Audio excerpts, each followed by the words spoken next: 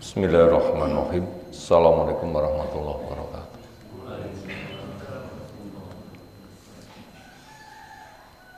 Alhamdulillahirabbil alamin. Alladzi arsala rasulahu bil huda wa dinil haqq lidhirahu 'ala dini kulli. Wa kafa billahi syahida wa asyhadu an la ilaha illallah wahdahu la syarikalah. Wa asyhadu anna Muhammadan abduhu wa rasuluh. Allahumma salli ala Muhammad wa ala alihi wa ashabihi wa man tabi'ahum bi ihsanin ila yaumiddin.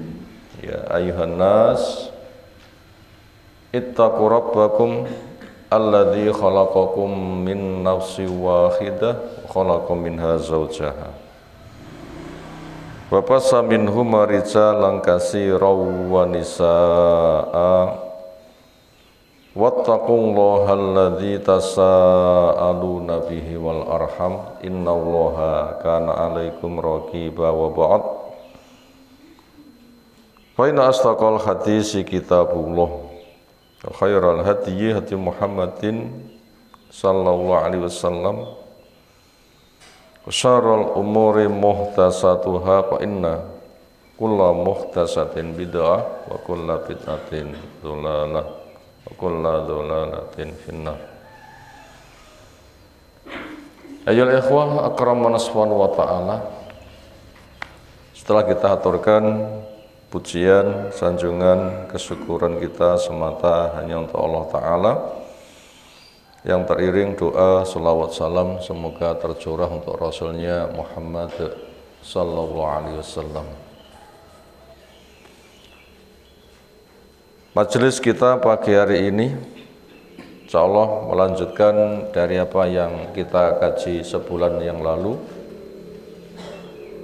dari tema penting daruriyatul istiqomati, keharusan orang beristiqomah.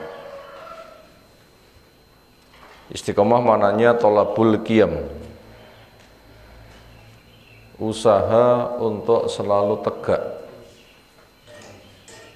Sudah punya ilmu dengan pemahaman benar, lalu diamalkan, terpenuhi syaratnya, hatinya ikhlas, prakteknya mengikuti sunnah, dikerjakan bersifat terus sampai mati, bahkan dibesarkan dengan diajakkan pada orang lain. Nah, itu makna istiqomah. Dari kata qoma punya makna tegak, tandang, ikut wazan istaf'ala, istaqoma punya makna tolab,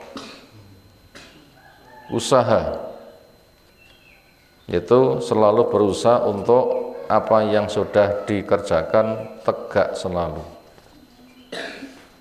Itu makna istiqomah. Dan itu merupakan sebuah keharusan. Istiqomah merupakan sebuah keharusan. Kenapa? Karena sesuatu yang dicari masih ada di depan sana. Sesuatu yang kita cari sudah kita dapatkan atau masih ada di depan sana? Masih ada di depan sana. Sesuatu yang kita cari dari dunia kita segera kita tinggalkan. Seolah orang secara umum memiliki masa depan, semangat, walaupun tanpa bimbingan agama, itu apabila umurnya kurang dari 40 tahun.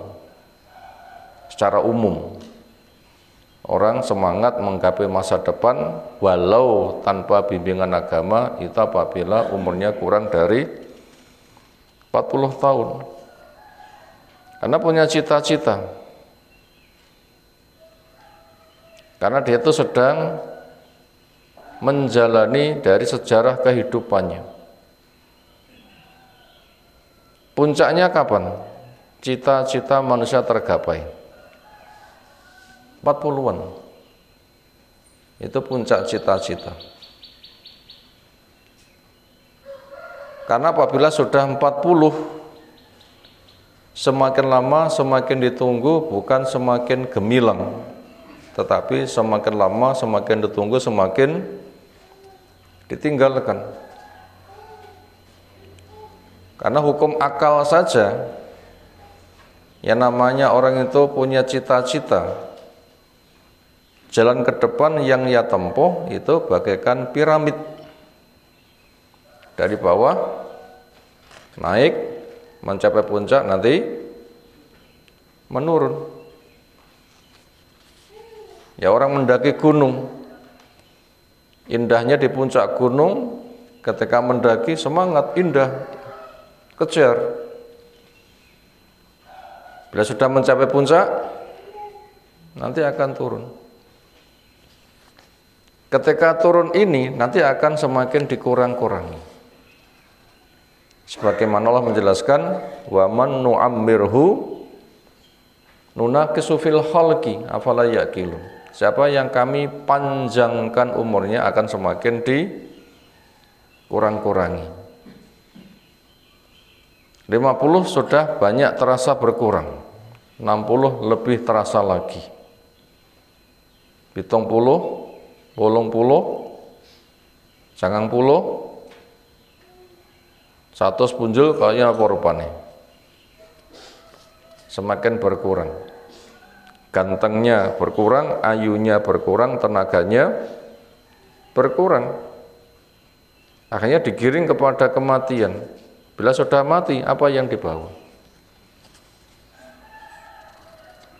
Bila orang semata hanya menggunakan akal, habis harapan.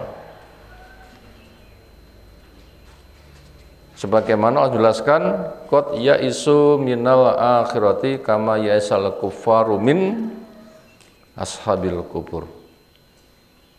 Mereka akan putus dari semua harapan, sebagaimana penduduk kubur sudah mupus harapannya.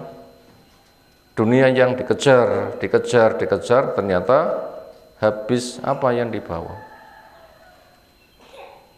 Bila semata orang hanya menggunakan akal, itu ruginya pol.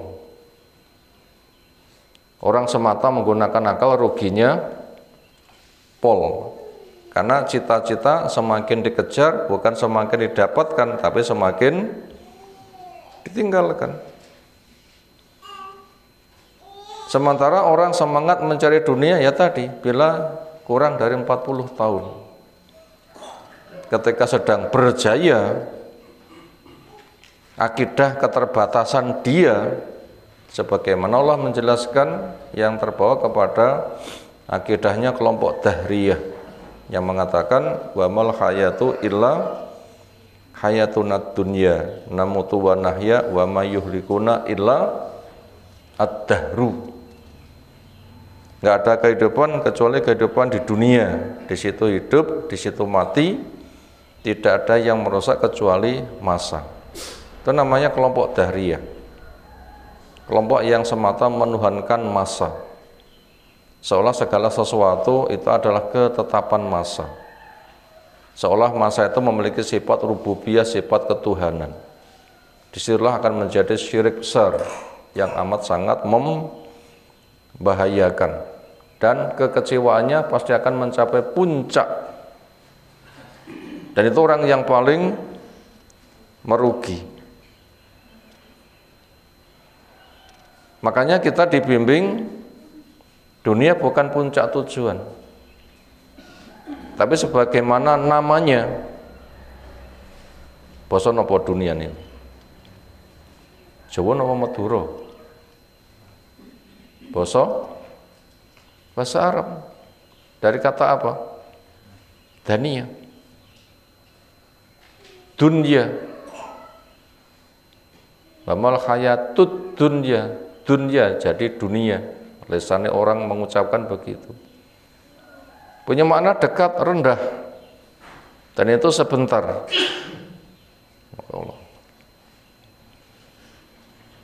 Itu makna dari dunia, amat sangat sebentar. Ashabul Kahfi ditidurkan saja 300 tahun lebih. Ketika mereka bangun saling bertanya, berapa lama kita di dunia di sini? Jawabnya, sehari atau setengah hari. Ada bahasa yang lain, sepagi atau sesore. Tinggal kapan dia mulai merebahkan badan. Merebahkan pagi, bangunnya sore, merebahkan sore, bangunnya pagi, seolah sepagi atau sesore, atau sehari atau setengah hari. Pada itu sudah 300 tahun lebih. Untuk ukuran kita sangat panjang. Untuk rata-rata jatah umur umat yang terakhir 300 tahun itu berapa jatah umur? Telung jatah atau petang jatah? Sak jatah 50, 300 ya 6 jatah ngaten nggih. Jadi itu 70 ya ada 4 jatah lebih dikit.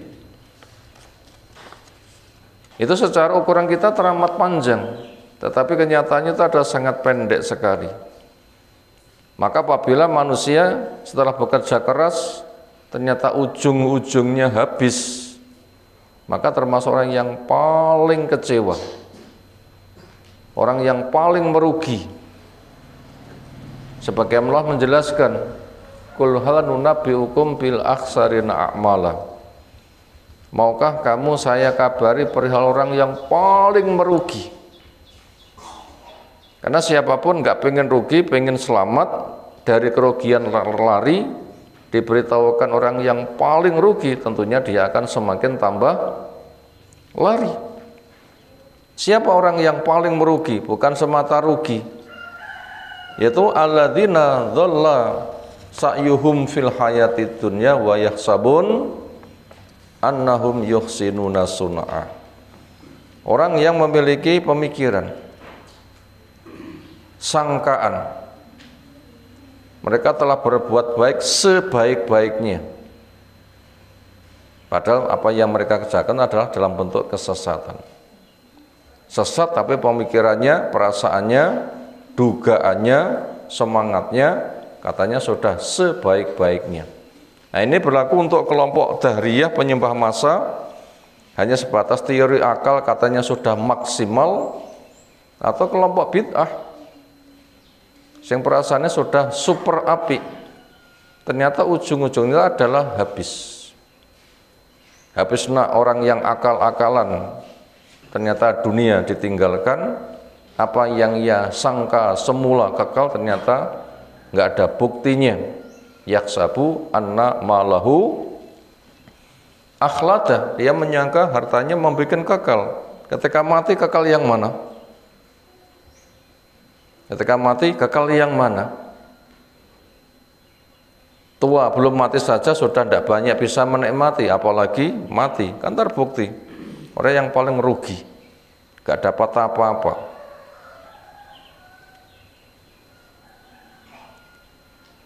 Demikian juga orang yang perbuatannya tidak syar'i, ternyata itu pun juga tidak menolongnya. Maka daripada itu keistiqomahan merupakan sebuah keharusan, karena kehidupan itu ada di balik dunia, putaran yang terakhir, di sana tidak ada batasnya, di sana ada yaumul ba'ats, di sana ada yaumul jaza, hari ketika orang mati dibangkitkan untuk mendapatkan balasannya. Nah, karena asli kehidupan itu di akhirat, dunia sebagai tempat untuk pembuktian dan berkarya. Apa fungsi dunia? Tempat pembuktian nilai dan pembekalan. Kalau memang memahami asli kehidupan di akhirat, dunia tempat itu pembekalan, mana bekalmu?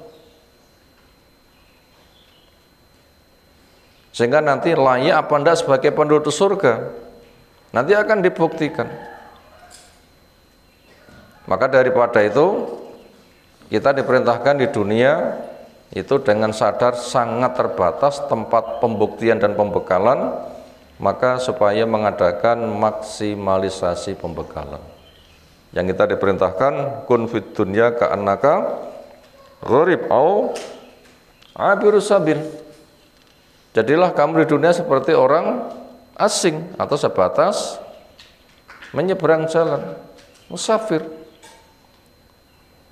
Orang punya rumah pergi ke tempat lain namanya orang asing. Kenapa keluar? Punya butuhnya selesai pulang. Itulah di dunia. Atau seperti abir sabil, penyeberang jalan, musafir. Semula di rumah punya hajat, harus perjalanan jauh, selesai juga tetap pulang. Sehingga di situ harus ada maksimalisasi pembekalan. Makanya Allah berpesan, wa tazawwatu fa inna khairaz taqwa, carilah bekal yang paling bagus dia adalah ketakwaan. Maka daripada itu keistiqoman merupakan sebuah keharusan. Karena jelas Allah menandaskan wa hayatu illa hayatuna dunya. Kita ulang, wa inna darul akhirah. Wa innal, gimana ayatnya? Wa innal akhirata lahiyal hayawan law kanu ya'lamun.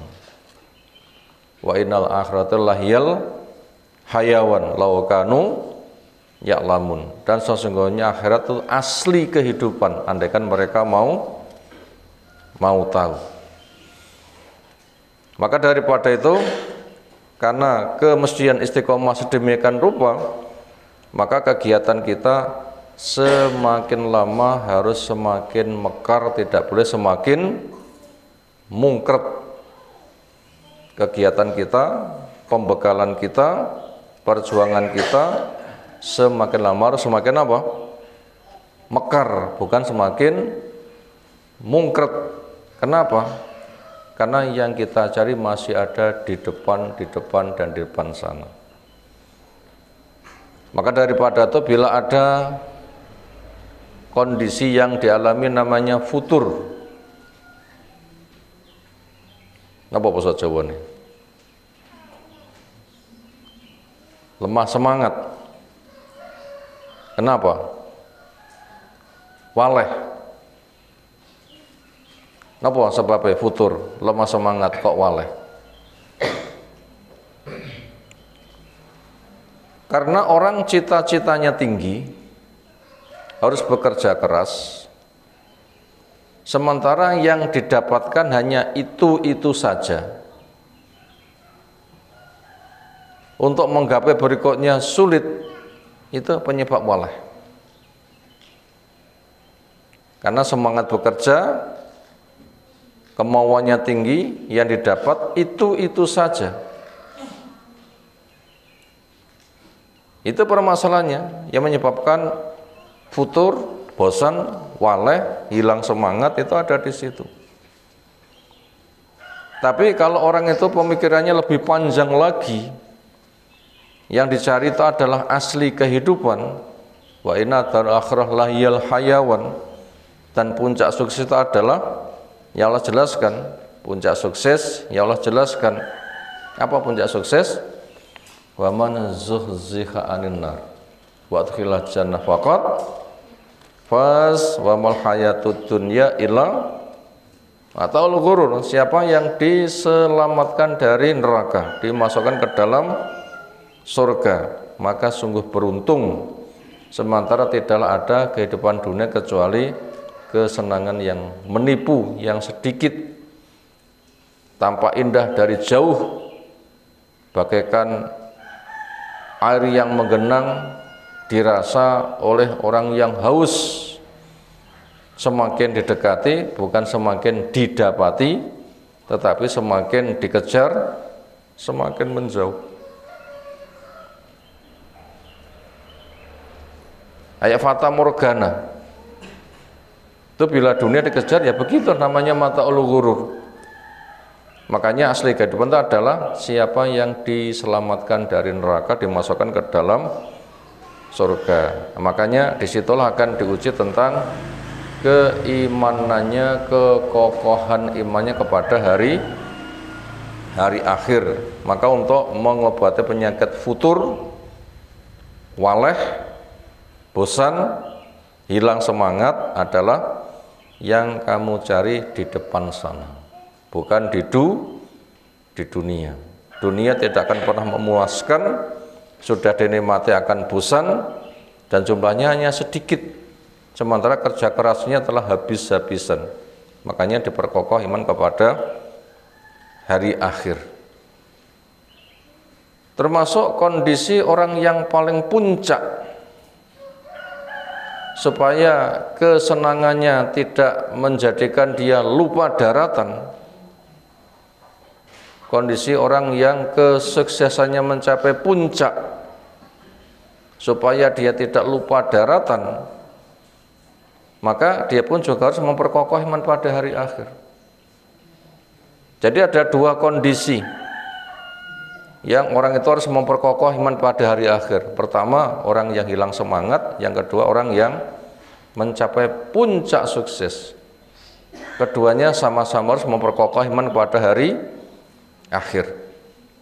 Orang yang hilang semangat, futur, waleh, ya memang itulah dunia. Kalau kamu nggak punya iman pada hari akhir, apa yang kamu cari?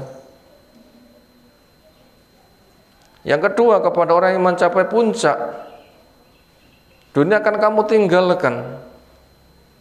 Kalau kamu nggak mau perkokoh pada hari akhir, kamu nanti akan menjadi orang yang paling rugi. Dan bila kamu sukses, nanti akan punya dampak menyombongkan diri. Maka Nabi SAW itu termasuk orang yang kondisinya kondisi sukses mencapai puncak. Ternyata kondisi Nabi yang sukses mencapai puncak itu dengan diperkokoh iman kepada hari akhir, yang ada adalah tawadhu dan kesyukuran. Nabi ketika meninggal kondisinya mencapai puncak atau orang yang keronto-ronto? Kondisi Nabi meninggal mencapai puncak jaya atau wong sing keronto-ronto? Napa jawabnya? Puncak jaya. Karena termasuk surah masuk grup terakhir diturunkan itu surah kesuksesan. Napa surah kesuksesan? Katanya dengan inna fatahna laka fatham mubina. Sesungguhnya kami telah memberikan penaklukan kepada kamu untuk menang jaya dengan penaklukan yang sangat gamblang. Dimulai dengan tahun 6 Hijriah terjadi perjanjian Hudaybiyah. Itu sudah langkah pertama membuat orang Quraisy hilang kekuatan, karena mereka dikebiri dengan dijanji damai tidak perang selama 10 tahun. Kemudian tahun yang ke-7 umroh qadha sebagai penghapus kesan umat Islam itu lemah. Walaupun umroh qadha itu hanya punya jatah 3 hari, tetapi menjadi atraksi dunia. Ketika kaum muslimin tawaf itu kesannya umat Islam itu adalah lemah. Tapi ketika tawaf siapapun memandang gagah sekali. Sehingga diantara penyebab masuk Islamnya Khalid bin Walid itu melihat kaum muslimin tawaf. Karena kondisinya enggak seperti yang dibayangkan, umat Islam itu adalah lemah. Tapi ternyata gagah. Ini memukul pemikirannya, enggak sebagaimana dipersepsikan. Umat Islam ternyata super gagah dengan tawaf. 3 putaran pertama lari-lari, 4 putaran pertama jalan biasa. Itu semua orang itu memandang, karena dijamin aman tawaf selama 3 hari. Maknanya acaranya cukup hanya 3 hari. Ketika tawaf Itu mereka betul-betul melihat gagah-gagah sekali. Ini sudah semakin mulai membungkam kekuatan mereka. Kemudian 2 tahun dari perjanjian Hudaybiyah, ternyata mereka mengingkari. Maka tahun 8 ditaklukkan. Apa yang dijanjikan betul-betul terbukti. Sehingga semua kekuatan Quraisy habis total. Mereka sudah mupus, nggak ada harapan. Pengkhianatannya jelas dan berlaku hukum perang, pantasnya dimusnahkan. Umat pengkhianat kalah perang dimusnahkan. Sinten umat niku? Pengkhianat hukum perang dimusnahkan. Sinten kaum niku? Bani Quraisy itu. Diawali Bani Qainuqa diusir. Di awal dilanjutkan dengan Bani Nadir yang mengkhianati. Akhirnya suruh merobohkan rumah-rumahnya dibantu kaum muslimin, sehingga tok go minggat, gowonen minggat, selebihnya milik kaum muslimin. Akhirnya mereka khian lagi yang dimotori Bani Quraidah. Akhirnya semua perempuan, anak-anak jual ke pasar budak, musnah kan? Sisa laki-laki yang punya tenaga sebagai tentara bunuh total. Sisanya milik kaum muslimin, wong entek masalahnya. Ternyata Quraisy ketika mengkhianati, andaikan diputuskan begitu, haknya. Karena mereka melakukan fitnah, puncak fitnah. Ya Allah firmankan, wal fitnatu asyadu minal qatli. Berarti syirik yang mereka adakan, semena-mena yang mereka perbuat, sehingga kaum muslimin hendak mereka singkirkan, itu namanya fitnah. Itu lebih dahsyat daripada pembunuhan kaum muslimin dituduh melanggar peraturan bulan haram. Nah, ini kan bulan haram, kenapa kamu kok membunuh? Maka dijawab, fitnahmu bukan semata membunuh, tapi juga syirikmu sejak menodai Masjidil Haram full dengan patung, yang menodai apa yang dibawa Nabi Ibrahim alaihissalam dengan ketauhidan. Ketika kamu diarahkan dengan kenabian yang sangat jelas mukjizatnya, kamu menolak. Bahkan kaum muslimin pun juga kamu singkirkan, sejak kamu caci, maki, siksa. Puncaknya Nabi kamu kepung untuk kamu bunuh rame-rame. Fitnah yang kamu kerjakan yang bertumpuk-tumpuk tadi, apa fitnahnya orang musyrik? Kesyirikan. Didakwai menolak. Bukan semata menolak, tapi juga lisannya menghinakan, tangannya menyiksa. Semua daya mereka gunakan ngepung Nabi untuk dibunuh. Ini kan bertumpuk-tumpuk. Itu lebih dahsyat daripada apa yang kamu tuduhkan kepada kaum muslimin di bulan haram, kamu kok membunuh. Dan membunuhnya kaum muslimin di bulan haram itu kan cuma dampak perang saja, yang kamu telah menghinakannya. Karena kaum muslimin kamu kepung, akhirnya hijrah. Di tempat hijrah masih ditindas, membela diri. Nah, ketika sedang membela diri, ketepatan itu masih berada di bulan haram. Kenapa itu yang kamu besar-besarkan, sementara yang menyusun strategi untuk kehancuran itu kan kamu kan lebih dahsyat.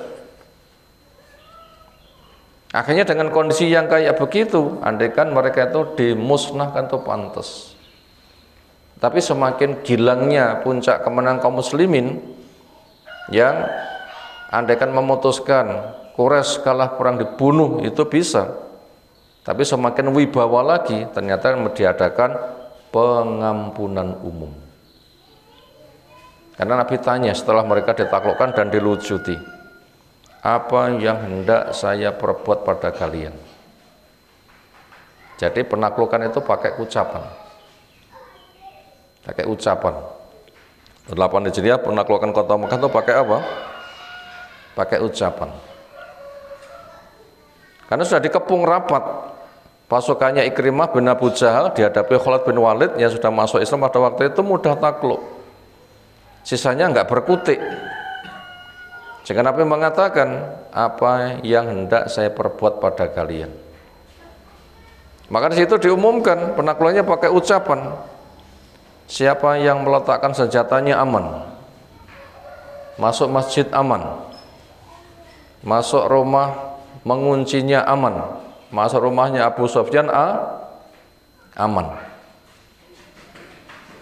Ternyata ketika sudah dikuasai, mereka dikumpulkan, dilucuti senjatanya, ya tadi, apa yang hendak saya perbuat pada kalian? Apa kata mereka? Sebaik-baik orang, anak terbaik dari orang yang ada. Apa kata Nabi SAW? Wa antumut thulaqa. Sekarang kalian bebas. Pantasnya mati. Tetapi ternyata mereka dibebaskan dengan gratis. Pantasnya itu mati. Andai kan mereka itu menjaga hidupnya suruh nebus berapapun, seolah mereka itu mau. Karena memang cinta hidup, terancam mati, ingin hidup, berapapun ingin menebus siap. Tapi kenyataannya Nabi SAW membebaskan mereka dengan gratis.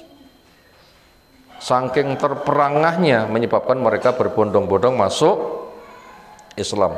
Apa yang mendorong orang Mekah kok berbondong-bondong masuk Islam? Kenapa? Minimal 2 sebab. 1, ucapan mereka sendiri. Apa ucapan mereka? Lek Muhammad kuwi pancen nabi, dia akan jadi raja di negeri sendiri.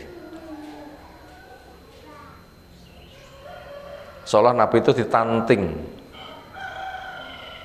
Apa ditanting? Napa basa Indonesia ditanting nih? Seorang itu merupakan sebuah program yang di luar jangkauan. Mana mungkin si Muhammad orang miskin sebagai raja? Nabi itu berangkat menuju kepada kenabiannya kaya raya atau orang miskin. Miskin, yatim, ya seperti itu. Alam yajidka yatiman fa'awa wa wajadaka dhallan fahada. Yatim, tersesat. Maka mengaku sebagai nabi seolah akan menjadi penguasa. Sehingga mereka nimbang-nimbang dengan bahasa tertawa. Lah modele mek kaya ngono, kok ngaku dadi nabi kan sebagai penguasa. Kalau memang kamu itu nabi betul, pasti akan menjadi penguasa. Bahasa kayak begitu, yang mereka pahami adalah nggak mungkin nabi akan menjadi raja. Kenapa? Apa modelnya? Kayak kasusnya raja namanya Tolut.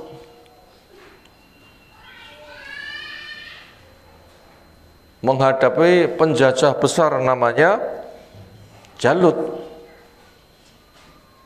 Ketika umat lama terjajah minta pada nabinya, angkat untuk kami seorang pemimpin yang akan membimbing kami lolos dari tindasannya dan menang.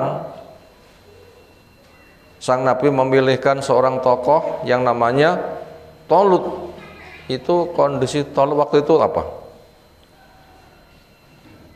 Sebagian kisah seorang penggembala yang miskin, yang binatang gembalaannya lari, kejar-kejar. Disitulah ketemu dengan Nabi yang menjadi rujukan Bani Israel. Nabi tahu profil yang akan menjadi pemimpin ini. Entah gimana caranya, akhirnya dia dibawa kepada umat. Inilah pemimpin kalian. Apa kata mereka? Anna yakunu lahul mulku alaina walam yu'ta sa'atan minal mal. Bagaimana kondisi dia seorang penggembala sing rantai apa-apa kok menjadi pemimpin atas kami? Itu juga dimentahkan itu. Juga dimentahkan. Soalnya itu tidak ada harapan. Kalau memang kamu sebagai pemimpin kami, apa buktimu? Nah ternyata juga malah ditantang balik. Kurang lebih ketika disimpulkan, apa buktinya? Buktinya ketika sudah dikokohkan sebagai pemimpin, nanti ketika perang kalian harus taat kepada peraturan. Apa peraturannya? Kita nanti akan menempuh perjalanan jauh sekali, panas dan melelahkan, seolah menguras semua potensi. Kita nanti akan melewati sungai. Syaratnya menang, nggak boleh minum. Terpaksa minum, satu cabukan. Siapa mampu akan menang. Disitulah ditantang balik. Ketika mereka mementahkan, kok yang ngono kok dadi reja kami, punya bekal apa mampunya. Ketika dikokohkan nabinya, akhirnya memimpin, mereka dibalik. Kalau memang kamu hebat, ingin menang, kita nanti melewati sungai, gak oleh ngombe. Bila terpaksa satu cabukan. Apa yang terjadi? Begitu mereka sudah perjalanan jauh, super lelah, roh banyu, seperti apa? Bebek roh banyu, gimana? Bukan semata mengambil minum, tapi langsung nyebur selulup. Nah, siapa yang meminumnya ternyata tidak punya daya. La taqata yauma bijaluta wa junudih. Ternyata hari ini kita nggak punya daya menghadapi Jalut dan tentaranya. Kenapa? Gagal ujian, karena minum pol. Ternyata yang tidak minum atau yang menggunakan saut tasawukan ghurfatam biyadih, itu yang tanam diberikan kekokohan. Nah ternyata Nabi kita juga senada dengan itu, ditanting oleh orang Quraisy. Ternyata sejarah itu berulang. Sejarah itu berulang. Kisahnya Talut juga ditanting seperti itu, ditimbang, seolah itu tidak mungkin, tapi kenyataannya terjadi. Ternyata terjadi.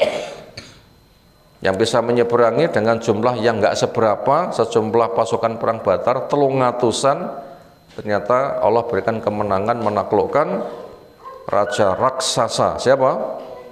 Jalut, yang kematiannya Allah bunuh. Allah berikan kesempatan membunuhnya kepada Dawud. Akhirnya Raja Jalut kokoh, ketika wafat Dawud yang melanjutkannya dilanjutkan dengan Nabi Sulaiman. Itu terbukti yang hak itu sukses. Ternyata Nabi kita juga sama, menaklukkan mereka hanya dengan kata-kata. Akhirnya mereka mendapatkan pengampunan total, kemudian mereka berduyun-duyun masuk Islam.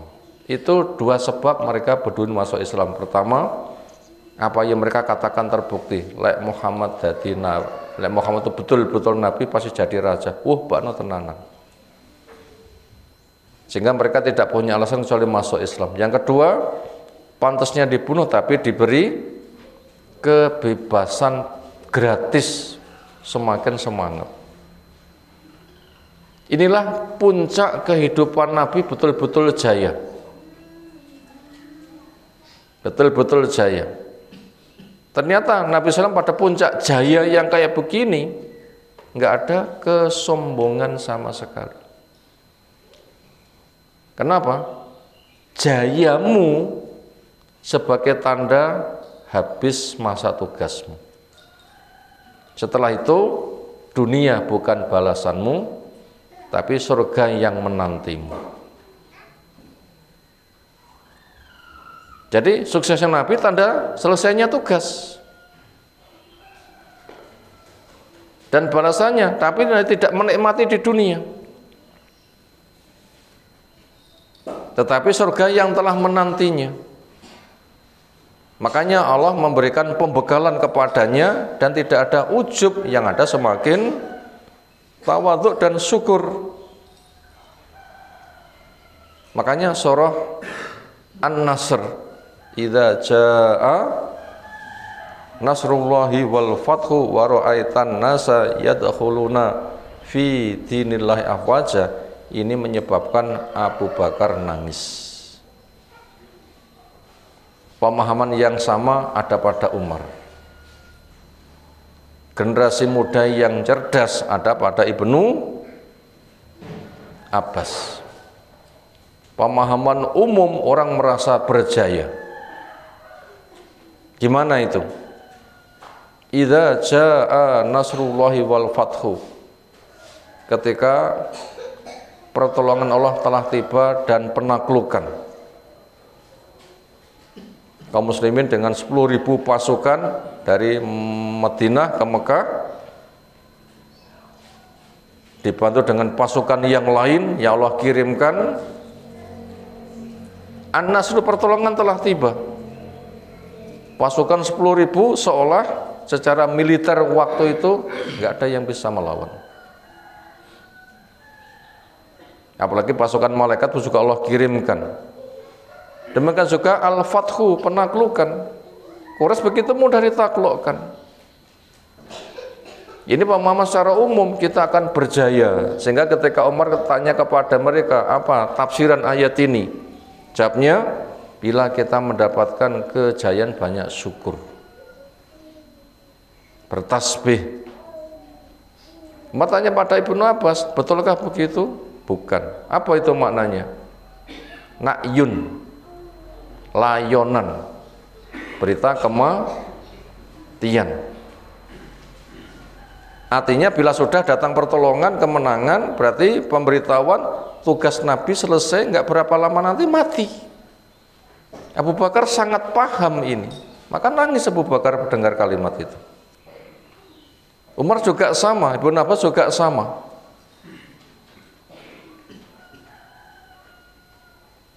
Nah seperti itu. Ini puncak jaya. Ternyata balasan tidak diberikan di dunia. Maka kalau tidak diperkokoh iman kepada hari akhir, maka orang yang itu paling merugi. Biasanya yang jenenge bintang film niku berangkatnya sukses napa ngrekoso, akhirnya jaya atau the end tamat. Jenenge bintang film, terus pundi? Budale ngrekoso, akhirnya tamat. Begitu sudah ada harapan menang, ternyata film entek, tamat. Nabi perjuangannya sedemikian rupa, sukses meninggal. Ini kalau tidak ada iman kepada hari akhir, seolah muspro orang berjuang. Makanya ketika ada iman pada hari akhir, dunia berkarya sudah selesai, bayaran di akhirat, itu baru kejayaan. Maka daripada itu, di tengah kondisi sakratul maut yang dirasakan Nabi sangat berat, ternyata yang beliau rasakan adalah ungkapan kata cinta. Berat enggak orang mengalami sakratul maut? Puncak keberatan di dunia siapapun pasti mengalaminya, namanya sakratul maut. Napa? Lek dicesemahne sakratul maut itu bahasa Jawa nih. Mabuk kematian. Napa sebabnya mabuk? sakaro, sukaro. Itu kan mabuk toh nggih. La taqrabu sholata wa antum sukaro hatta ta'lamu ma taqulun. Kamu jangan sholat di mana kondisimu mabuk sampai kamu paham apa yang kamu katakan. Sekarang itu sukaro, sakaro. Punya namanya mabuk. Kenapa mabuk? Kalau mengkonsumsi miras mabuk karena tekanan berat dari apa yang ia konsumsi, sarafnya nggak kuat, mengigau. Beratnya tekanan, potongnya mules, kepalanya pusing, gak karu-karuan nanti modelnya, kelenger. Nah, tidak ada sekarat yang lebih memabukkan daripada kematian. Puncaknya nyawane copot. Itu perkara dunia yang paling berat, siapapun pasti mengalami. Karena kullu nafsin za'iqatul maut, pasti mengalami sekarat. Itu pasti berat. Nah, ternyata kondisi yang kayak begini yang terungkap dari Nabi, kuatnya iman pada hari akhir itu adalah kata cinta, bukan kata wong lorong ngruguh, bukan. Ini sebagai bukti keindahan keistiqomahan kata cinta. Apa yang sedang diungkapkan Nabi?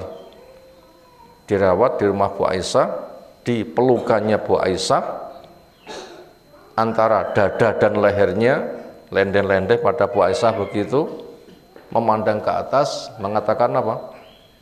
Allahumma inni uhibbu ma fi rafiqil a'la.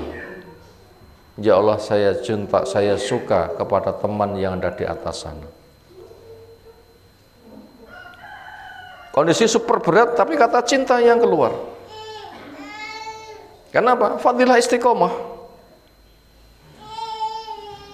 Pada kondisi kayak begini, kalau nggak ada iman kepada hari akhir, ini adalah kata-kata sial yang akan keluar.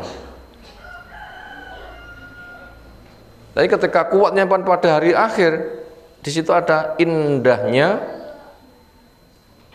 kondisi super berat, di situ ada keindahan.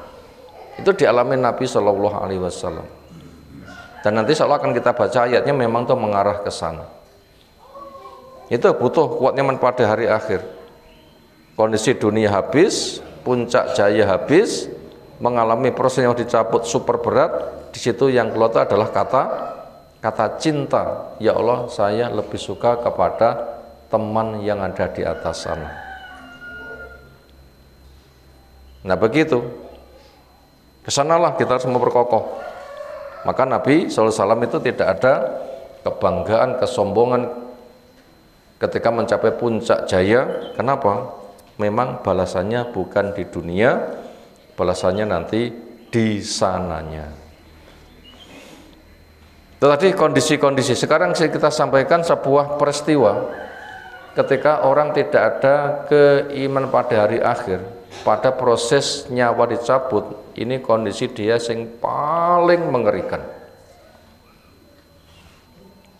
Satu peristiwa, saya pernah masuk ke rumah sakit jenguk kerabat. Di kamar sebelah terdengar suara misuh-misuh.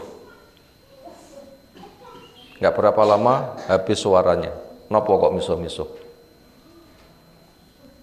Misuh-misuh niku nopo? Mengalami sebuah musibah yang berat, dia ungkapkan isi hati yang sangat kesal, nggak ada harapan selamat, sehingga semua kata-kata untuk melampiaskan kekesalannya diungkapkan semua. Napa sing diunek nih? Wong ngelabrak, ngamuk. Ya sudah, gak karu-karuan, bahasa-bahasa pisuan nih. Bukan sebatas gaplek diunek nih, jangkrik diunek nih.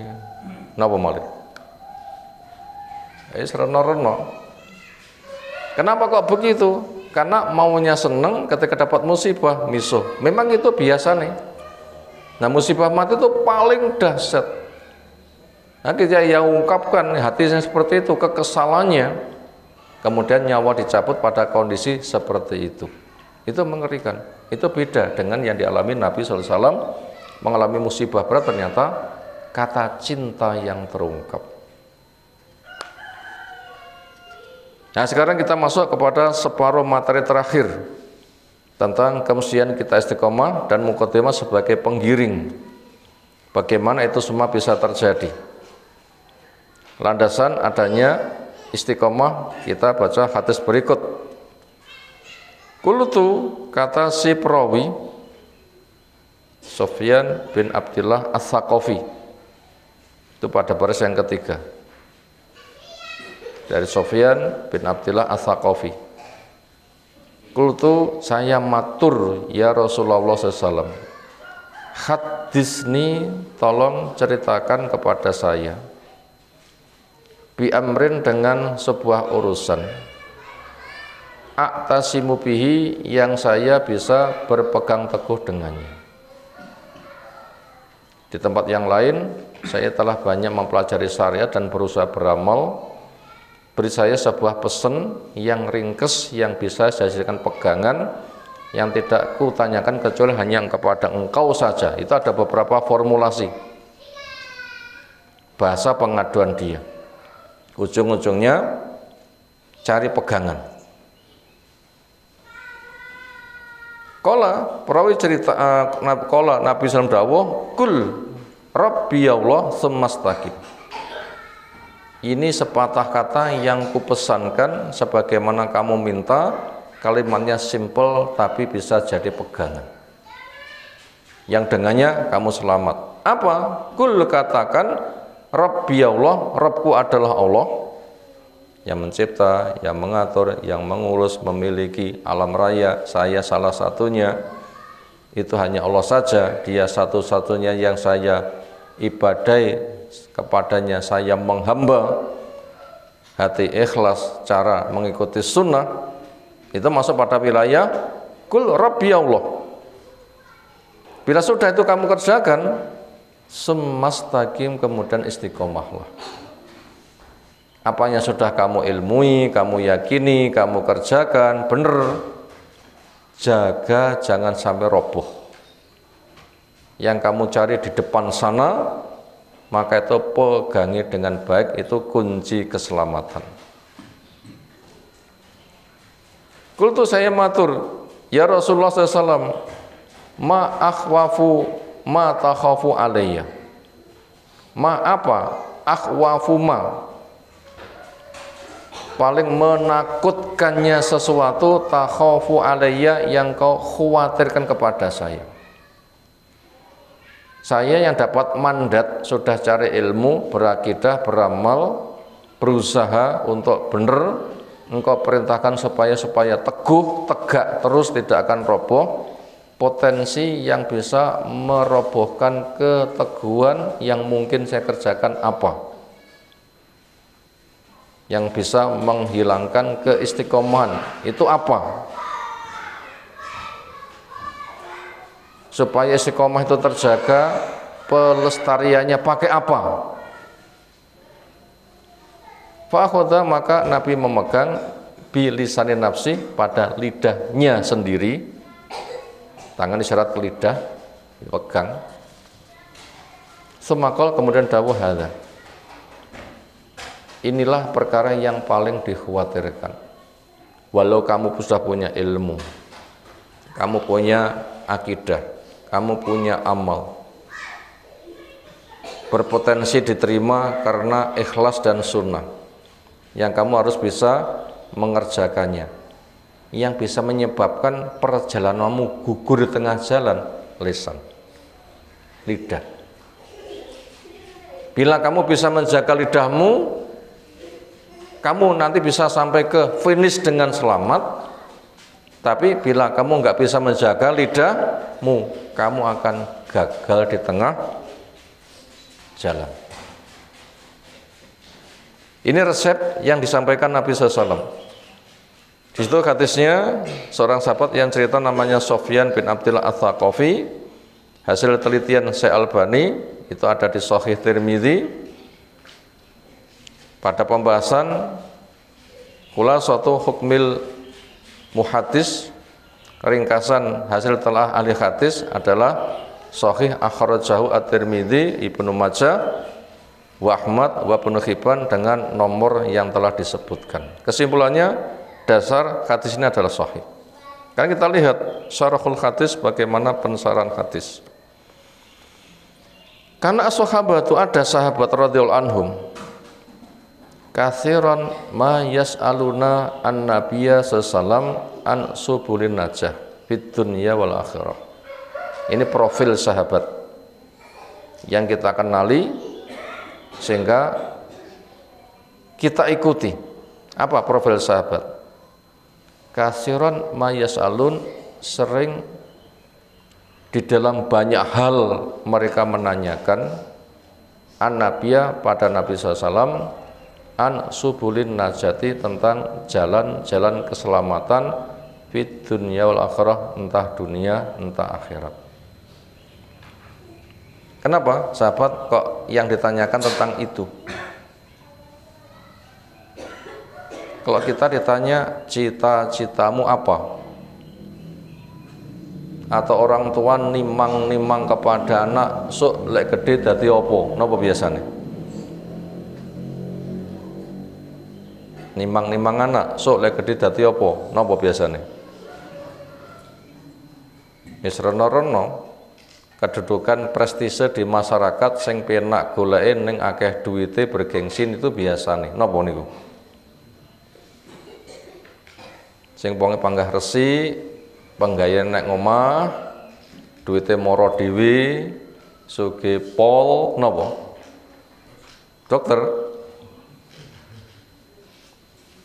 Ya nek ngomah, omahe apik, mewah, wong padha teko ngeteri duit, nggih ngoten nggih. Teko ngeteri 200.000, teko ngeteri 400.000, apalagi nebus resepe 5 juta upamane, wis teri duit. Ki apoteke nyepakne sandinge. Wis badene obat piro wisan. Belum pemberian resep dan sebagainya. Nah, ketika sahabat ditanya senada itu, ternyata yang diminta bukan itu. Ada yang selalu menyediakan kebutuhan Nabi, ditanya, salli, mintalah kepadaku. Apa jawabnya? As'aluka murafaqataka fil jannah. Yang ku minta kepadamu supaya saya menjadi teman dekatmu ada di surga. Awa ghara dzalik, apa liyane? Mboten wonten. Kuwi tok nggih, nyata. Nabi doanya mustajab, dia diberikan ajang jembar. Bukan apa cita-citamu, tapi mintalah. Ketika meminta ini, Nabi mengatakan, ya Allah, hambamu minta ini, berpotensi diberi, bukan cita-cita. Cita itu masih menggantung. Siridati apa? Siridati ini, itu ngelamun.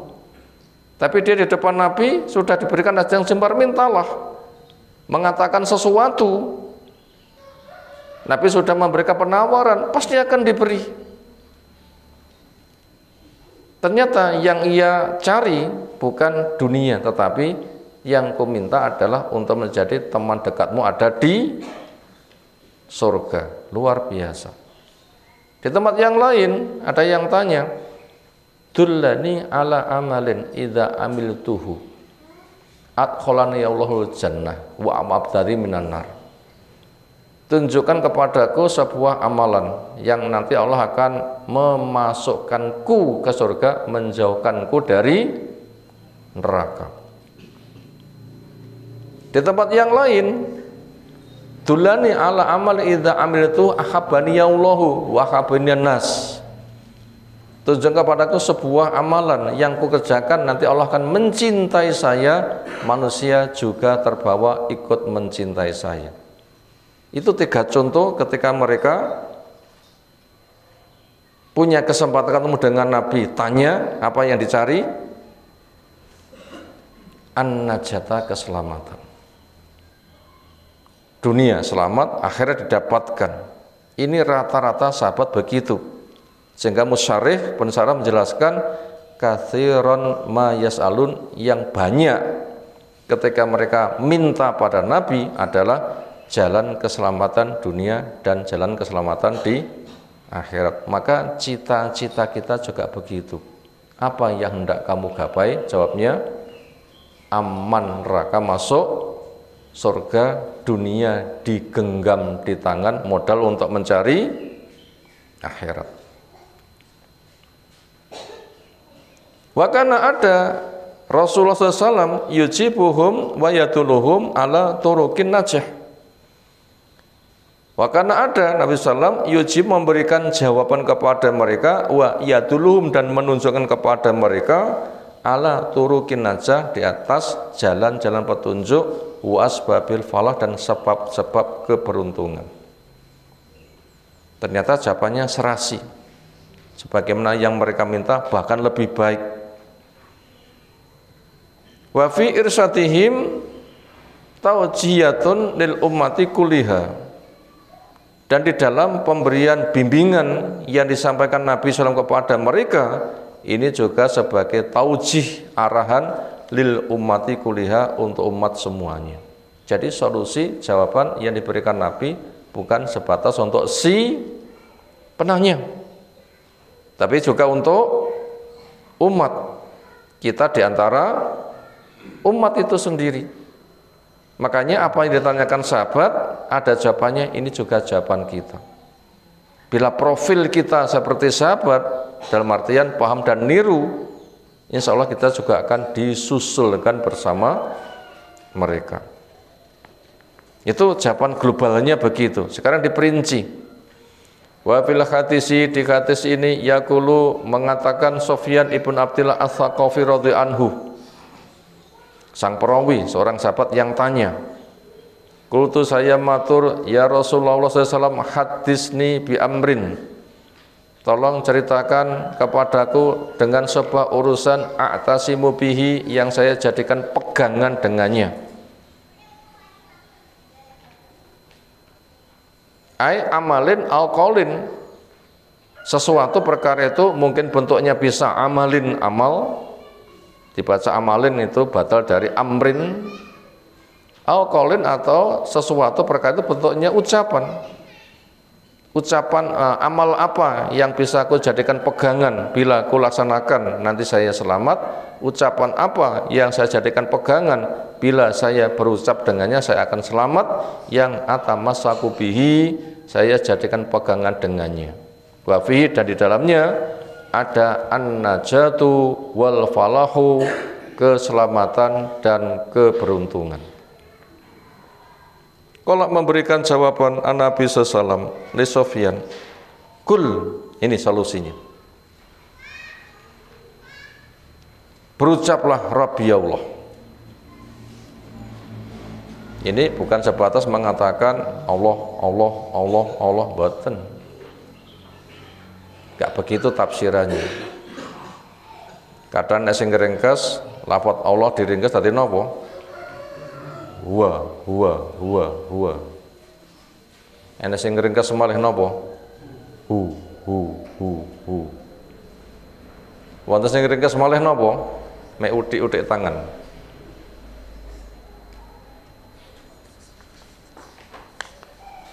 Bukan itu. Di sini apa? Makna ikrar Rabbku adalah Allah. Dan ini terlalu sering. Termasuk Nabi Musa ketika mau dibunuh, Fir'aun yang hendak membunuhnya, sang penghalang mengatakan, apa kamu hendak membunuh orang yang mengatakan Rabbku Allah? Karena Nabi Musa itu hanya mengatakan Allah, Allah, Allah gitu saja nggih? Jelas tidak. Abu Bakar juga sama ketika menghadang kepada orang Quraisy yang menyiksa kepada Nabi. Sambil mereka dihadang oleh Abu Bakar ketika menyiksa Nabi, dikatakan, apa kamu hendak membunuh orang yang mengatakan Rabbku Allah? Apa perbuatan Nabi yang punya prinsip Rabbku Allah? Apa hanya mengatakan Allah, Allah, Allah gitu? Ternyata tidak. Di sini ada pensarahannya. Makna Rabbku Allah adalah alaika bi tauhidillah. kerjakan olehmu untuk mentauhidkan Allah. Tauhid rububiyah kokoh, tauhid asma wa sifat kokoh, tauhid uluhiyah kokoh, dan itu sudah terringkas pada Al-Fatihah. Alhamdulillahirabbil alamin. Tauhid napa niku? Rububiyah. Ar-Rahmanir Rahim Maliki Yaumiddin. Tauhid napa niku? Asma wa sifat. Iyyaka na'budu wa iyyaka nasta'in ihdinas siratal mustaqim. Tauhid napa niku? Uluhiyah. Kokohkan tauhid tauhidmu, meliputi 3 macam tadi. Al-Fatihah Quran terbesar, sudah mengandung 3 macam ketauhidan. Itu makna Rabbi Allah, kokohkan tauhidmu. Wa ibadatihi, kemudian kamu menghamba. Bila sudah kamu siap, Allah yang mencipta, mengatur, mengurus, mengikuti alam raya, nama-namanya menunjukkan kerja alam raya karyanya yang sangat dahsyat luar biasa, kamu kecil, maka menghambamu hanya kepada Allah. Sekarang wujudkan wa ibadatihi, selalulah menghamba kepadanya. Sampai kapan? Sampai mati. Kenapa? Karena wa'bud rabbaka hatta ya'tiyakal yakin. Menghambalah kamu kepada Allah terus. Kapan mandek? Bila sudah dihentikan oleh al-yakin. Napa al-yakin? Kematian. Innamal a'malu bi khawatimiha. Amal itu nilainya pada ujung akhir. Bisakah pada ujung akhir dia mengakhir dengan kebaikan? Itulah istiqomah, bisa selamat. Maka dikatakan semastaqim, kemudian jaga kokohnya. Nggak boleh futur, nggak boleh patah semangat, nggak boleh waleh. Justru itu puncak perjuangan. Kenapa? Taruhan nasib. Proses nyawa dicabut. Innamal a'malu bi khawatimiha. Amal itu pada ujung akhirnya. Apa maknanya sumastaqim? Yaitu kun alat torik al mustaqim. Kun, jadilah kamu alat torik, di atas jalan al mustaqim yang lurus. Wala tahid anhu, jangan nyimpang, jangan kamu tinggalkan darinya. Wastaqim, dan jaga lurusmu fil aqwal, ketika berucap, wal a'mal, ketika beramal, wal akhlal, dan semua perihal. Makanya perbanyak zikir untuk menjaga kesegaran, berdiri, duduk maupun berbaring. Memang diperintahkan fadhkuru dzikran ya katsiran. Keh nolekmu zikir qiyaman wa qu'udan wa ala sunubikum, berdirimu, dudukmu maupun berbaringmu. Wa dzalika mislu qouli ta'ala, itu semisal firman Allah Ta'ala, nukilan dari surah Fussilat 30 sampai 32. Allah firmankan, innalladzina qalu rabbuna Allah tsumma istaqamu. Sesungguhnya orang yang punya ucapan Rabbku adalah Allah. Apa tadi mana Rabbku adalah Allah? Bertauhid dan beribadah. Semastaqam, kemudian jaga sampai mati. Kamu berhenti ketika sudah nyawa dicabut, itu baru berhenti. Dan jaga lisanmu ketika pada penghentian apa yang kamu ucapkan. Bila bisa, itu keselamatan. Faman amana, bila siapa yang iman kepada Allah semastaqama, kemudian istiqomah, kana jazauhu, ini balasannya. Tatanazzalu alaihimul malaikatu alla takhafu wa la tahzanu wa basyiru bil jannati allati kuntum tu'adun nahnu awliya'ukum fid dunya wa fil akhirah walakum fiha ma tastahi anfusukum walakum fiha ma tad'un nuzulam min ghafurir rahim. Ini balasannya. Maka sekarang kita harus mewujudkan ini. ilmu akan membimbing kepada kita dengan kokohnya tauhid. Tanda ilmu beramal, jaga sampai mati, jaga ucapan. Usahakan ucapan terakhir la ilaha illallah. Maka pesan Nabi, lakinu mautakum la ilallah. Bimbinglah orang yang ada gejala kematian dari kamu supaya dia berucap la ilallah. Apa fadilahnya? Man kana akhiru kalamihi la ilaha illallah dakhala al jannah. Siapa sing ucapan terakhirnya la ilallah masuk surga. Ini kira-kira kita nanti bisa menjamin aku lek mati mesti semuni ngono? Bisa menjamin? Sulit. Semoga bisa. Sulit. Semoga bisa. Ada kisahnya, seorang bapak ada gejala meninggal. Apa kata sang anak yang sudah beragama bagus? Pak, ucapkan la ilaha illallah. Oh le, aku sing muni ngono, tapi lambeku ra kenek. Kelu. Ngaku sendiri. Kenapa? Enggak ada keyakinan, enggak ada amalan, enggak ada pelatihan. Akan dimudahkan bila ada ilmu, pelatihan, amal, keikhlasan. Kenapa? Karena kulun ya'malu ala syakilatih. Masing-masing orang berbuat sebagaimana kebiasaannya. Makanya ilmu harus, pemahaman harus, praktek harus, latihan harus, keikhlasan harus, sunnah harus, doa harus. Itu namanya syakilah. Maka siapa yang punya ini nanti akan dimudahkan.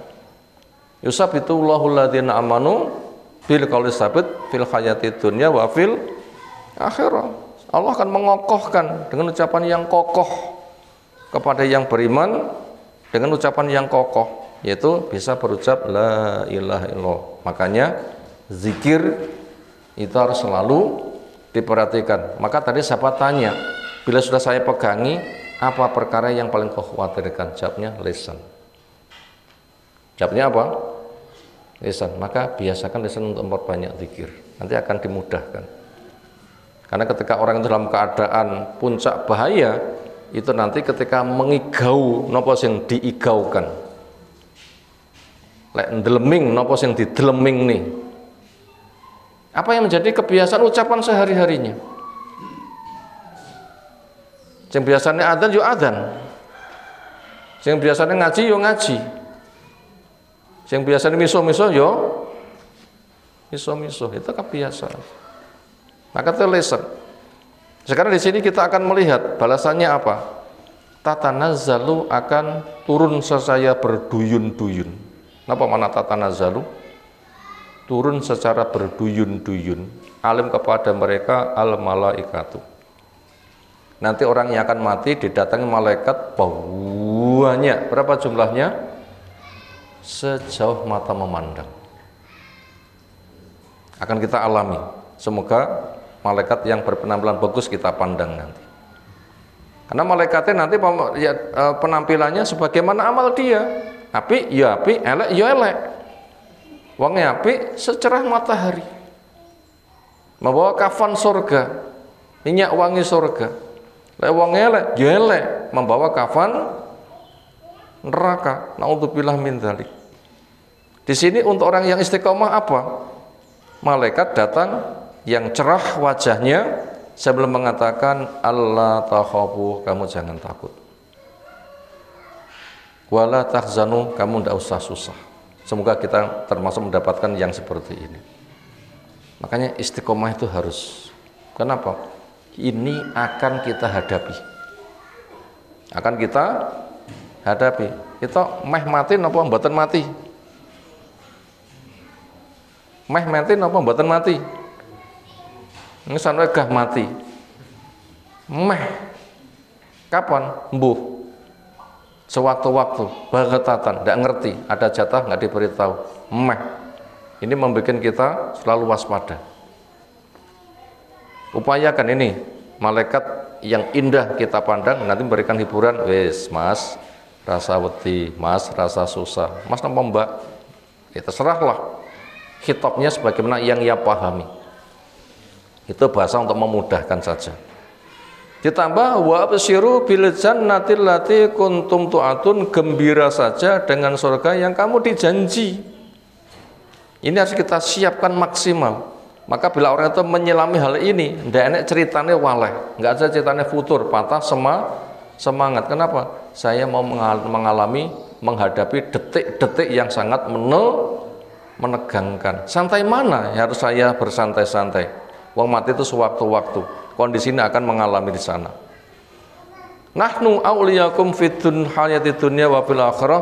Kami sebagai wali buat kamu pada kehidupan dunia maupun akhirat.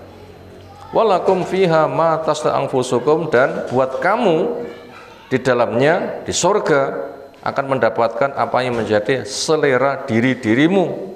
Walakum fiha ma tadaun, di surga kamu mendapatkan apa yang kamu mintakan. Nuzulam min ghafurur rahim, sebagai hidangan dari Allah, zat yang pengampun lagi maha penyayang. Semoga kita termasuk salah satu yang istiqomah. Semakala Sufyan lin Nabi SAW, ya Rasulullah SAW, ma akhwafu ma takhafu alayya, apa perkara yang paling menakutkan yang kau takutkan kepada saya?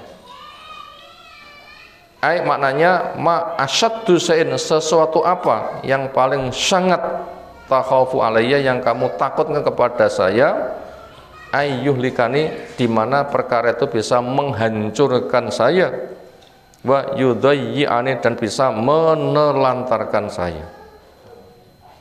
Fa akhadha, maka memegang Nabi sallam bilisan nafsi, pada lidah beliau sendiri. Fa amsaka an Nabi sallam bilisani nafsi, Nabi memegang pada lidahnya sendiri. Wa asar, dan sambil mengisyaratkan. Tsumma qala hadza, ini yang paling ku khawatirkan, ditunjukkan lidahnya. Tsumma qala, kemudian mengatakan Nabi sallallahu alaihi Sufyan, hadza alisan wa aktsarus syai', hadza lisan ini, wa aktsarus syai'in, dia paling banyaknya sesuatu, akhafu alaika minhu, yang ku khawatirkan menimpa kepada kamu. Maka jaga lisan. Di lafaz yang lain, kuffa alaika hadza, jagalah olehmu lisan ini. Kenapa? Falisanu rubama kana najatul insan, maka lisan sering dia menjadi najatul insan, keselamatannya manusia. Au kana halakau, atau lisan menjadi kehancuran manusia. Maka seolah surga itu ada di lisan. Sepatah kata bisa surga, sepatah kata bisa neraka. Napa sepatah kata bisa surga? Mati bisa berucap la ilaha illallah, sepatah kata surga. Enak boten? Tapi persiapan sing angel. Demikian juga neraka bisa sepatah kata. Ucapannya siapa misalnya? Dicaci maki masyarakat luwih loro timbang dibong nek neraka. Ucapan siapa itu? Dicaci maki masyarakat luwih loro timbang dibong nek neraka. Ucapan siapa itu? Abu Talib. Abu Talib. Itu sepatah kata bisa masuk neraka. Maka ngati-ngati. Kenapa? Li'annahu al-mu'abbiru an maknunil qalbi, karena lisan dia al-mukabbir, yang bisa mentakbirkan, mengungkapkan an maknunil qalbi, dari apa yang maknun tersimpan di hati. Unek-unek hati sing ngebrolne lisan. Wa fi yadharu, dan dengan lisan akan nampak al khairu, la isine ati apik ya ucapane apik, awisaru la isine ati elek juga ucapane elek. Maka benahi diri, nggak usah membenahi sing adoh-adoh. Membenahi siapa? Benahi diri. Lek pengen presidennya apik, merasa kakian ngomong demo, tapi benahi diri. Kokohkan khilafah di dirimu, akan kokoh di negerimu, perbaiki dirimu, akan baik pemimpinmu. Kenapa? Njaba itu ungkapan jeruani hati. Maka setiap diri ngopeni awak dewi. Semangat setiap diri cari ilmu, bertauhid, beribadah, beristighfar, berdakwah, benahi diri, keluarga. Dari situ cara membangun peradaban. Wa kullu ma kharaja minhu, maka semua yang keluar dari lisan, fal mar'u muhasabun alih, maka orang akan dihisab. Ngati-ngati lisan kita. Fakana imsakuhu, maka bentuk penahanan pengendalian lisan gimana? Wa adamu kasratil kalam, dan tidak memperbanyak ngomong, fima la faidata minhu, pada perkara yang enggak ada faidahnya. Ini adalah khairun lil muslim. Ngempet lisan dan meniadakan ngomong yang tidak ada gunanya, ini tanda keselamatan. Makanya sibukkan dengan zikir, istighfar. Illa ayakula zikrullah, kecuali yang harus kita perbanyak adalah memperbanyak zikir. Al khairan min amrin bin ma'ruf, atau ucapan yang lain, bentuknya amar ma'ruf au nahyin an mungkarin, pelarangan dari yang mungkar, au islahin benas, atau mendamaikan di antara manusia. Fa hadza mimma yusabu alaih, inilah yang akan diberikan pahala. Lisan kesimpulannya. Kemudian faidah dari hadis di sini ada dua hal. Wabil hadis, di hadis ini bayanun annan najata fil iktisam, atau bayanu annan najata fil iktisam, keterangan bahwasanya kunci selamat itu berada di dalam berpegang teguhnya dia billah, kepada Allah, wal istiqomati ala tarki, dan menjaga ibadah yang ia kerjakan di jalannya. Ini jalan keselamatan. Ilmu, manhaj yang benar, itulah Quran ditafsirkan dengan sunnah pemahaman sahabat, akidahnya tauhid, 3 macam tauhid, ibadahnya benar, hati ikhlas, amalnya sunnah, lalu dijaga sampai mati. Ini jalan keselamatan pertama. Wafi, dan di situ juga at-tahdhiru, ada peringatan, min khuturatil lisan, dari rawannya lisan, waspadaan dari rawannya lisan. Rawan, napa rawan itu? Napa rawan itu? Ya, keadaan seperti nasibe telur di atas ujung tanduk. Leson jogo ya utuh, rason jogo ubah titik, blok pecah. Ini namanya rawan. Jadi nasib kita itu, sadari diri kita tuh bagaikan telur di atas ujung tanduk, kudu digondeli tenanan, lengah titik, jeblok, prok. Ini rasa yang harus kita rasakan setiap detik sampai mati. Itu namanya harap-harap cemas. Makanya banyak zikir, nek lalai nanti angel. Banyak zikir. Wal hasu ala tawakil kalam illa fima yufid, dan di situ dorongan untuk menjaga diri dari omongan kecuali omongan yang ada manfaatnya. Itu materi yang kita kaji kesempatan pagi hari ini. Kemudian kita harus beristiqomah. Karena apa? Nasib kita bagaikan telur di atas ujung tanduk. Iso ngopeni dengan benar selamat, lengah titik akan ceblok. Maka istiqomah itu merupakan jalan keselamatan. Semoga Allah memberikan istiqomah kepada kita semuanya, sehingga mati kita dengan kalimat la ilaha, semoga kelak kita berkumpul di surga Allah Ta'ala. Ada tanggapan, disilahkan. Yeah. Bismillahirrahmanirrahim. Ustaz, yang ingin saya tanyakan, apakah kita boleh mengambil ilmu dari seorang ahli ilmu yang tidak bermanhaj salaf, baik itu diperoleh secara sengaja ataupun tidak sengaja, sedangkan ilmu kita masih sangat terbatas?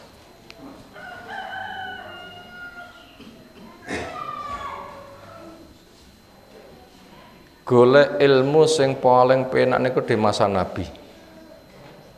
Napa? Wonge jelas, sinten? nabi, wahyune gamblang. Itu sing paling penak. Selepas masa kenabian njelimet, gambaran njelimeti seperti nggoleki tumor sitok di tubuh sapi. Gimana? Nyekel tumor sitok di tubuh sapi, angel mboten? Kenapa kok begitu? Karena pesan Nabi, man yasminkum ba'di fasayara istilawan kafira.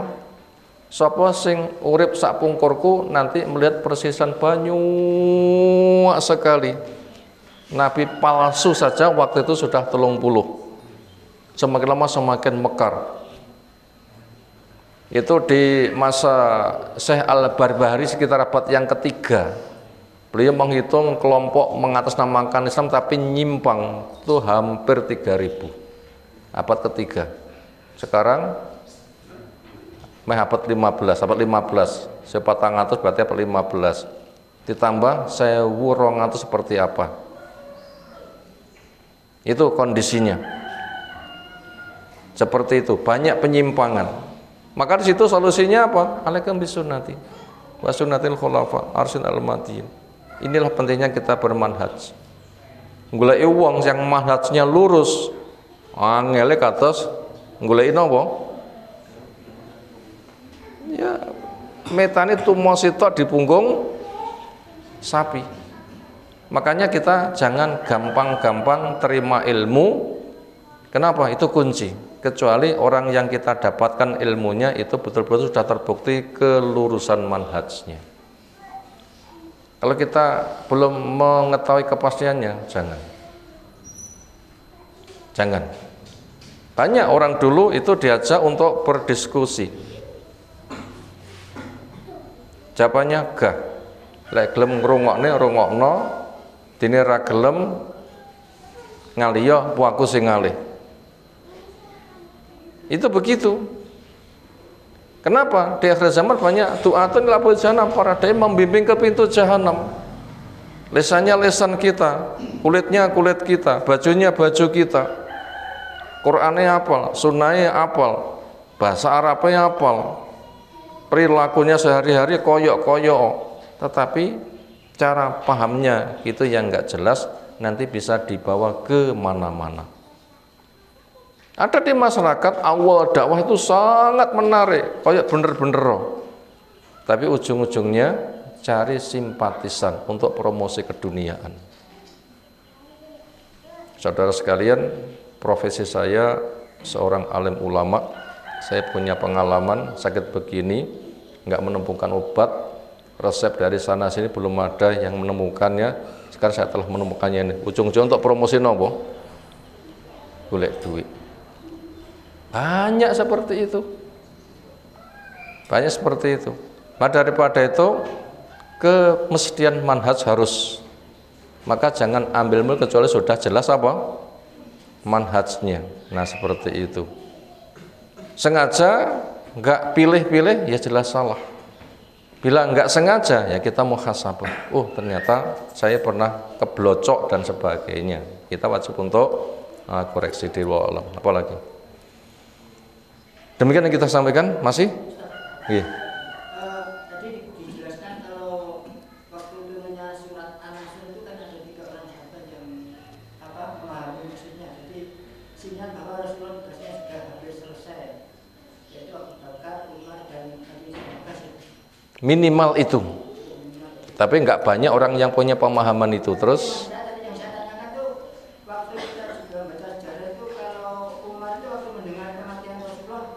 Dia seolah tidak percaya kalau Rasulullah itu mati. Maksudnya itu memahamikan itu gimana? Wallahu a'lam. Pahamnya Umar itu dari awal atau terbuka dari peristiwa itu, wallahu a'lam. Yang pemahaman seperti itu dari awal itu Abu Bakar. Abu Bakar ayat turun langsung paham. Umar berproses. Seringnya prosesnya Umar itu lewat Abu Bakar. Seringnya pahamnya Umar lewat Abu Bakar. Contohnya ketika Nabi SAW itu meninggal, seolah Umar itu tidak terima. Sapa sing ngomong Rasul meninggal tugel gulune bahasa kasare ngoten. Nggak ada yang berani, tapi itu ada hikmahnya. Wong sing nunggu kematian Nabi berhadapan dengan Umar, nggak berkutik mereka. Ada hikmahnya. Begitu sudah terkendali, nggak ada yang berkutik, baru Abu Bakar datang. Mar, tunggu. Umat memperhatikan pada Abu Bakar. Sapa sing nyembah Allah, Allah gak bakal mati.